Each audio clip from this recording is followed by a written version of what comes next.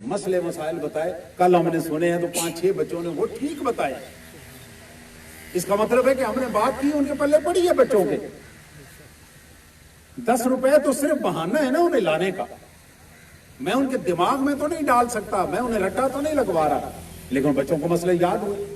وہ جائیں گے, گھر میں بیٹھیں گے, اپنی ماں سے بات کریں گے, بچوں سے, بہن بھائیوں سے بات کریں گے, تو بات پکی ہو جائے گی. تو میرے کہنے کا مقصد یہ ہے کہ علماء و مشائخ کا جو کردار ہے اس معاملے میں وہ ٹھیک نہیں ہے. انہیں یہ موضوع پکڑنے چاہیے.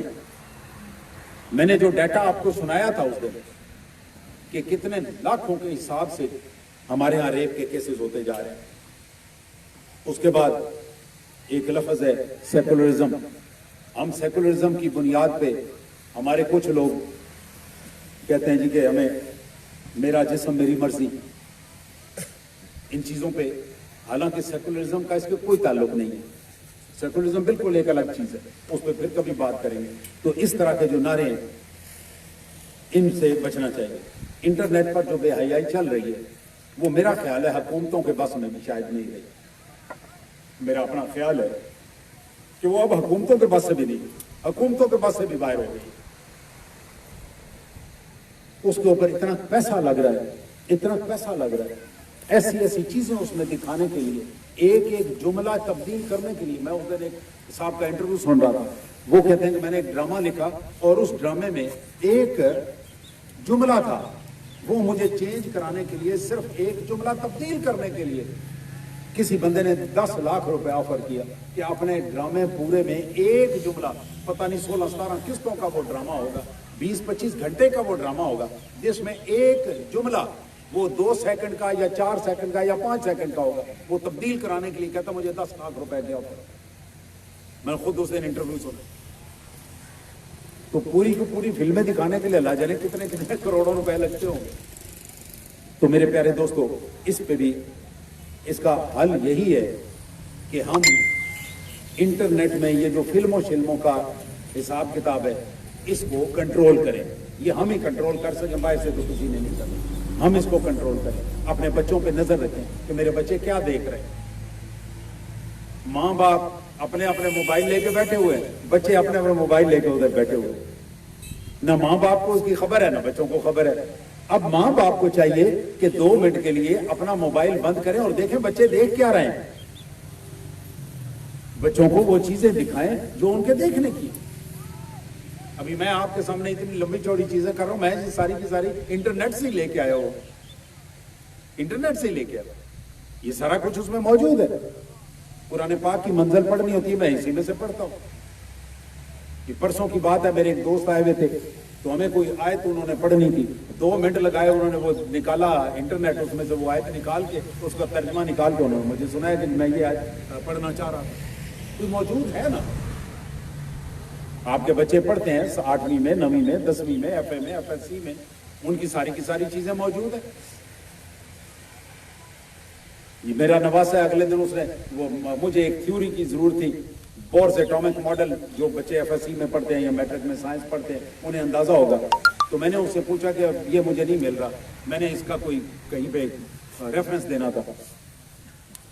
اس نے فٹافٹ انٹرنیٹ کھولا, انٹرنیٹ کھول کے مجھے کہتا ہے کہ نانا جان یہ اس میں 2 ہیں, ایک بورس ایٹامک ماڈل ہے اور دوسرا یہ نیل بوہر کا ہے, ایک اور اس نے بتایا کوئی. مجھے کہنے لگا کہ یہ دونوں کے دونوں موجود ہیں. میں نے پھر وہ لے کے اس میں سے پڑھ لیا. میرے مقصد میرے کہنے کا ہے کہ اپنے بچوں کو انٹرنیٹ میں وہ چیزیں دکھائیں. بچے کو کہیں کہ میرے بیٹے سونا ہے قرآن پاک اس میں ہوتا ہے, ذرا قرآن شریف نکالو. میں نے سورہ یاسین پڑھ لی, وہ بچے کو نہیں ملے گا. آپ اس سے کہیں کسی سے سیکھو, وہ بچہ سورہ یاسین نکالے, آپ دیکھیں بچے کو بھی شوق پیدا ہوگا, آپ کا بھی کام ہو جائے. آپ کے پاس گھر میں قرآن پاک پڑا ہوا ہے, لیکن اس کے باوجود آپ کا بچہ اللہ جانے کیا دیکھتا ہے. تو آپ اس کو سورہ یاسین ڈھونڈنے پہ لگائیں, سورہ رحمان ڈھونڈنے پہ لگائیں, سورہ مزمل ڈھونڈنے پہ لگائیں. آپ کا بچہ انشاءاللہ ادھر سے اس کا دماغ قرآن پاک کی طرف آئے گا. پھر ہمارے جو ڈرامے ہیں, میں نے پہلے ہی کہا ہے کہ ہمارے میڈیا پہ جو ڈرامے چل رہے ہیں یہ ہماری حکومتوں کے بس میں نہیں ہے ان کو کنٹرول کرنا.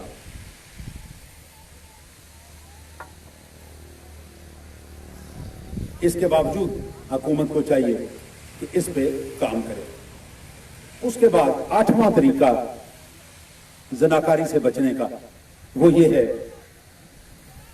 الزانیۃ والزانی فاجلدوا کل واحد منہما 100 جلدہ. زانی مرد ہو یا زانی عورت ہو اس کو 100 کوڑے لگاؤ. کتنے کوڑے لگاؤ؟ 100 کوڑے لگاؤ. اب یہ شریعت کی سزا ہے، اللہ کی طرف سے مقرر کردہ سزا ہے. میں پہلے بھی اپنی ایک لیکچر میں آپ سے یہ بات کر چکا ہوں کہ یورپ کو، امریکہ کو، برطانیہ کو، ان کو آپ کی عبادتوں سے کوئی مسئلہ نہیں.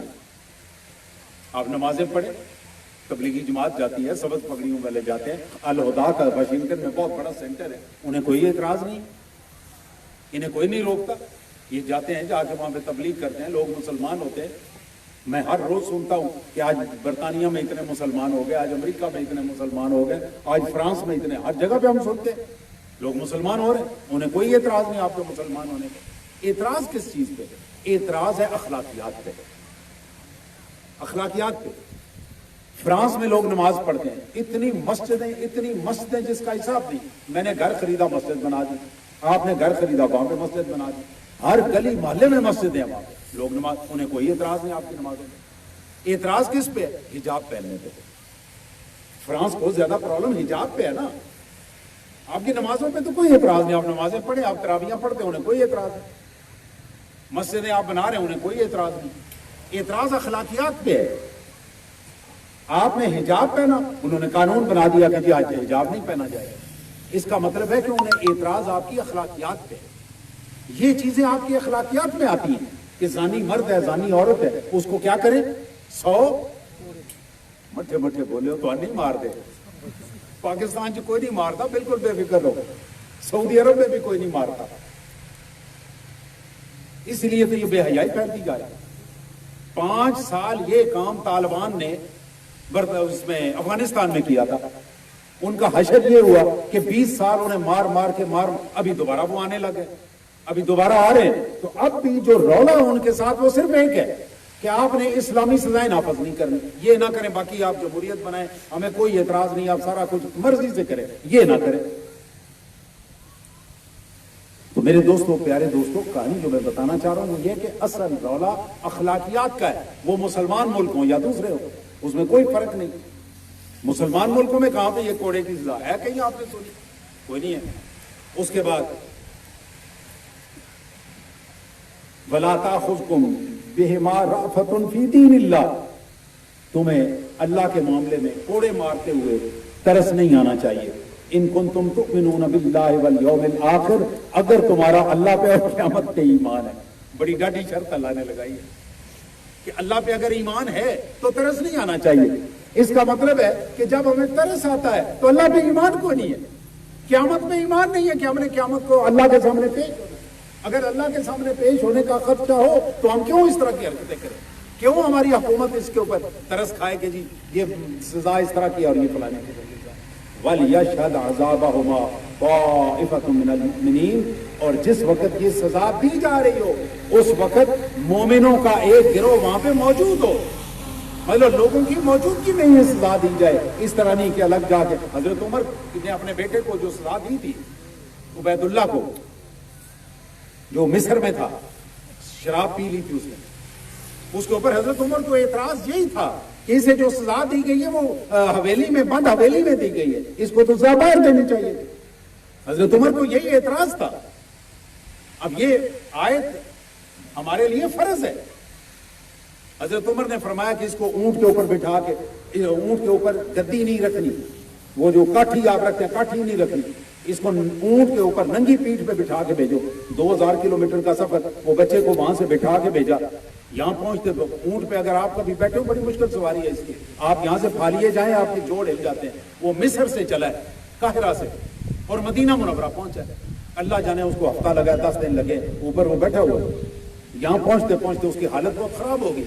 حضرت عمر نے آتے ہی اس کو 80 کوڑے لگانے شروع کر دیے، کیونکہ جو سزا مصر میں دی گئی تھی وہ بند جگہ پہ تھی، دیکھنے والا کوئی نہیں تھا. تو یہ آیت کہتی ہے کہ جس وقت یہ سزائیں دی جائیں اس وقت دیکھنے والے لوگ موجود ہوں. میرے پیارے دوستو، اس سے بھی بڑھ کے آگے آئیے یہ حدیث مبارک آپ نے بہت دفعہ سنی ہوگی، مسلم